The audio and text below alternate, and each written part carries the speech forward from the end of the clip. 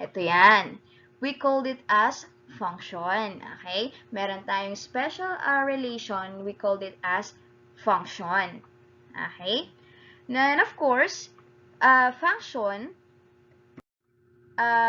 mathematically defined as a relation where no two or more ordered pairs, ibig sabihin, wala daw dalawa or higit pa na elements ng relation ang merong pareho or same first coordinate or values of x. Before you considered a relation as function, or before you considered a relation that is functioning, make sure na walang uulit sa values of x or first coordinate. Okay? Pag meron ng umulit dyan, kahit isang pares lang nung elements nung relation or nung elements nung relation nga natin, kaya walang umulit sa values of x natin, that is a function. Pero pag may umulit sa values of x natin sa function, ay sa relation, well, definitely, that will not be considered as function. Ulitin ko lang, that before you considered a relation as function, make sure na walang uulit sa kanyang values of x. Ma'am, how about naman po kung merong umulit sa y? As long as walang umulit kay x, definitely, i-consider natin yon as relation at the same time function. Okay? Okay. For example, example number 1. We have here a relation, right? A set of ordered pairs. Okay? Ang sabi dito that negative 1 is related to 0, 5, 3, 10, 2, A3, and 4, 7. Now, si Mr. Smiley, tinatanong niya, is this relation a function? Siyempre, the first thing you have to do there is to look out the values of x if there is repetition. But as you can see, napaka-unique ng kanyang values of x. Therefore, it is a function. Okay? So, this given relation is a function because wala pong umulit sa values of x natin. Okay. Let's have the next example. Ito yung example number 2. So, example number 2, ang napapansin natin dito, it is a relation wherein it has only one value of y. Merong umulit sa y or yung y umulit lang sa lahat ng elements ng relation. Ang elements kasi ito, ibig sabihin, element, ito yung laman nung set. Tama ba? Okay. So, first element natin, 1, 0. Tama? Yung y natin, 0. Second element, ang y natin, 0 ulit. Ang third element natin sa relation, 15, 0. Ang y niya, 0 ulit. Tapos, yung pinaka-last is negative 6, 0. 0 na naman yung y niya. But, is this relation a function? Siyempre, ang i-check lang natin yan is yung values of x. Tama ba? Now, since walang umulit sa value ng x, kahit na umulit yung y, as long as walang umuulit kay x, therefore, it will be a function. Okay? It is a function as long as there is no repetition with the values of x. So we have here, determine if the given equations are functions. Okay? Isn't it that in illustrating or describing a relation, we can use three ways, tama? Table of values, mapping diagram, and graphing an equation, tama ba? We can easily tell a relation if it is a function by making use of table of values and mapping diagram. Madali natin masasabi na ang given relation is a function using those two ways in describing a relation. But what if our given relation is in terms of equations? How are you going to determine if the given equations are functions? Kasi we cannot easily tell by just simply looking at it. Tama ba? We cannot easily tell if a given equation is a function. But there is a way. Ano nga ba yung way na yon? The way for us to determine if the given equations are functions is by just simply replacing x ng kahit anong number. Okay? So, magbibigay lang tayo ng kahit anong value ng x, then we're going to solve for the value of y. But take note that if we gained a single value of y using a single value of x, definitely our given equation is a relation at the same time a function. Ulitin ko. Pag gumamit tayo ng isang x at nakakuha tayo ng isang y, isang value ng y, definitely our given equation is a relation at the same time a function. Okay. Pero pag nakakuha ka ng dalawang y in terms of one value of x, kung nakakuha tayo ng dalawang y gamit ang isang x, we will not be considering the equation as function. Instead, that is only a relation. Okay? That is only a relation. Okay. Now, given these two equations, we'll try. Okay? We'll try by using values of x. Okay. Okay, let's have the first. For letter A, we have y equals x squared minus 1. Okay? I chose to as the value of x na ire-replace natin dito or ilalagay natin dito sa mismong equation natin. Kasi, I would like to determine if this equation is a function or not. Okay? So, let's have the solution. So, ito nga yung solution natin. First and foremost, ika-copy muna natin yung given equation.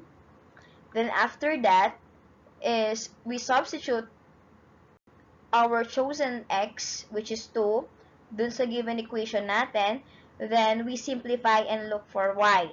Okay? So, bali, this becomes y, or magre-retain ng y dito. Then, x squared becomes 2 squared, minus, copy lang, 1. And of course, y equals, this becomes positive 4, minus 1. Therefore, our y is 3. Okay? So, when x is equal to 2, our y is 3. Let's have naman the second equation. I chose 4 as the value of x that we will substitute to our given equation. Okay? Our given equation here is y squared equals x. Okay? Tapos, this is the solution. So, copy y squared equals x. Then, substitute the value of x, which is 4. Papalitan natin to ng 4. Then, since we are only looking for the value of y, how are we going to get rid with 2? We just simply what? We just simply extract the root of both sides. Okay? So, this becomes y kasi mawawala na yung 2. Equals square root of 4. Tama ba? Kasi we extracted the root. Then, after this, our final answer would be y equals positive. We will be considering both positive and negative of root. Okay? Square root. Okay. So, y equals positive, negative 2. In here, ang sabi dito, when x is 4, we gain two values of y, which are positive 2 and negative 2. Ano kasi yung sabi ko kanina?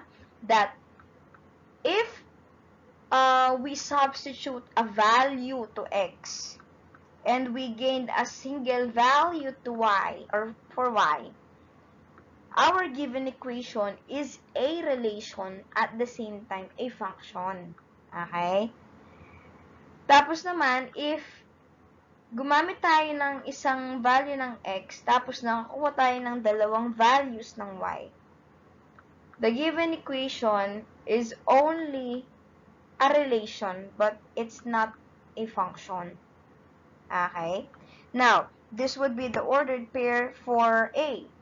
We have 2, 3. Ang ibig sabihin lang nito, when x is 2, ang makukuha nating y is 3. Okay?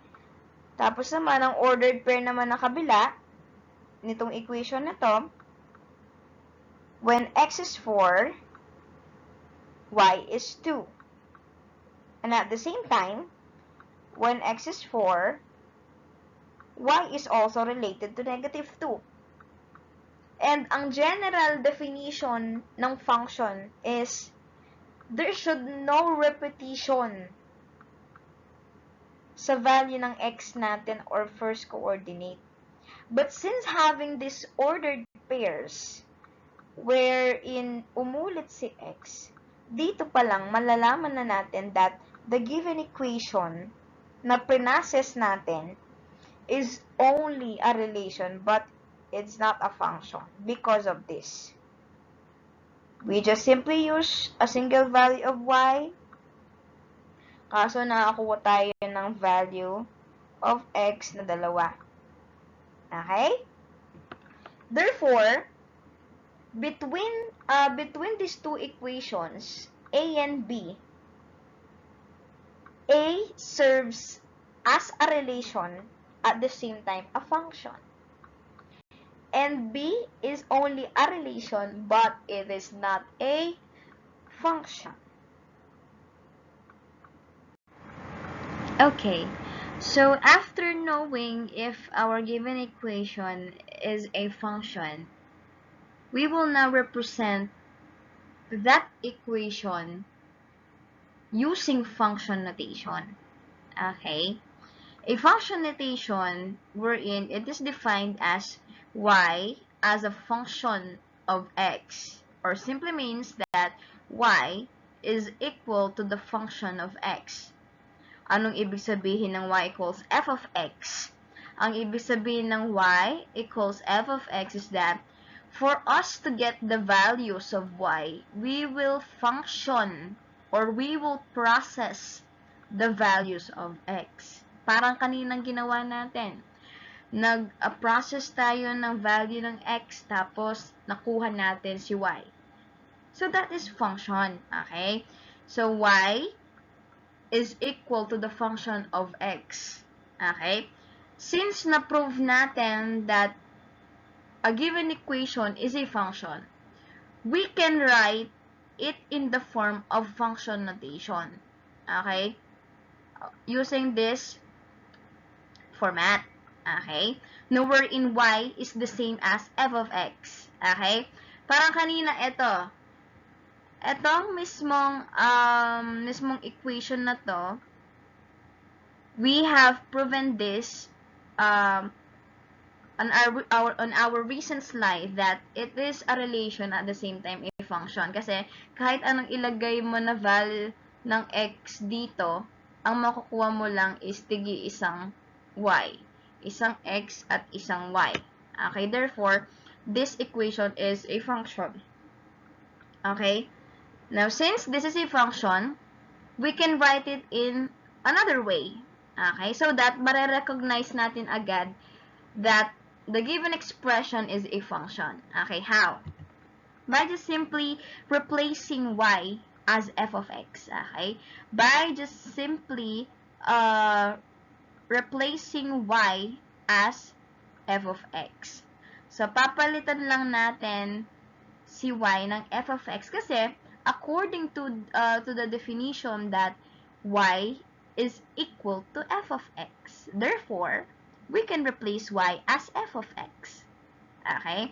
By just simply looking at this, I can easily tell that it is a function because of function notation. Okay? F of x. Okay? So, the function of x, ang pagbabasa natin dito would be the function of x equals x squared minus 1. Or, f of x equals x squared minus 1. Okay? Now, I'll be giving you a set of examples, okay, na wherein papalitan nyo yung given equation ng another form using function notation. Okay? Now, this would be our set of examples. Okay, so we have here the given equations, and these given equations are functions. So the direction for this example is that we will be turning this equation into its equivalent function notation. Okay? So, bale, si number 1, our given equation for number 1 is y equals 3x minus 2. This is a function, right? And we'll turn this into another form using function notation. Ano yung mangyayari? It would be what? It becomes f of x equals 3x minus 2. I just change y as f of x because according to function notation, that y is equal to f of x. Alright, let's have number 2. For number 2, we have y equals 5x squared plus 6x. Okay? Now, since this is a function, another form na naman yan, and that is f of x. Pinalitan ko lang si y. This is y. Okay? Pinalitan ko lang si y. Ito si y. Okay. Ito si y.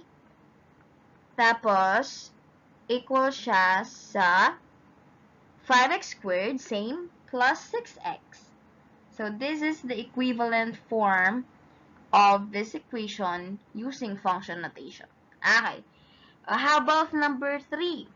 For number 3, we have here the quantity of x plus 3 multiplied by y equals 6 minus x. Okay? But, of course, y here is not isolated. Hindi nag-iisa si y. Meron siyang kasama, which is the binomial x plus 3. Tama ba? Okay, before we proceed with the transformation of equation to its equivalent function notation, kailangan muna natin i-isolate si y. Okay? Paano natin gagawin yon? Now, of course, ang gagawin natin, of course, is that we divide, tama ba? We divide the entire equation, we divide the entire equation by the binomial x plus 3. Tama?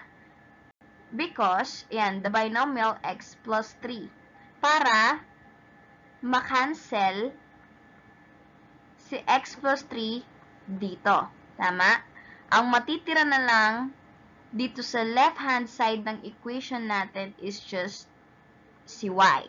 Okay? So, bale, ang matitira dito would be y equals 6 minus x over x plus 3. Now, since si y is clearly defined as 6 minus x over x plus 3, or naka-isolate na si y, therefore, ready na tayo na i-transform ito into its equivalent function notation. Okay? So, it would be f of x, pinalitan ko lang si y, ayan, pinalitan ko lang ito ng f of x, which is equal to 6 minus x over x plus 3. Okay? Uulitin ko lang that if y is not clearly defined in terms of x or hindi naka-isolate si y, you have to isolate it first before you transform it into this form. Okay? Okay lang yan. Okay.